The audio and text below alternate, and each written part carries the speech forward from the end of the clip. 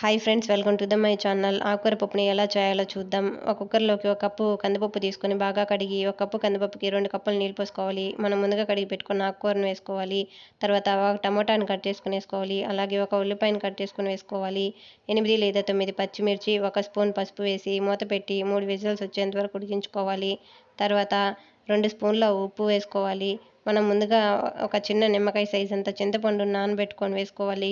గరిటెతో కానీ పప్పు గుత్తితో కానీ బాగా మ్యాష్ చేసుకోవాలి. ఒకసారి టేస్ట్ చూసి ఒకవేళ ఉప్పు కారం తక్కువైతే వేసుకోవచ్చు. తర్వాత ఒక గిన్నె పెట్టుకొని 2, 3 స్పూన్ల ఆయిల్ వేసుకోవాలి. 1 స్పూన్ ఆవాలు, 1 స్పూన్ జీలకర్ర వేసుకోవాలి. 2 ఎండుమిర్చి, కొంచెం కరివేపాకు వేసుకొని బాగా వేయించుకోవాలి. తర్వాత మనం ముందుగా మ్యాష్ చేసి పెట్టుకున్న ఆకుకూర పప్పును వేసుకోవాలి. లాస్ట్గా కొంచెం కొత్తిమీర వేసుకోవాలి. అంతే, ఎంతో టేస్టీగా ఉండే ఆకుకూర పప్పు రెడీ అవుతుంది. ఈ కూర మీకు నచ్చినట్లయితే లైక్ చేసి సబ్స్క్రైబ్ చేయండి.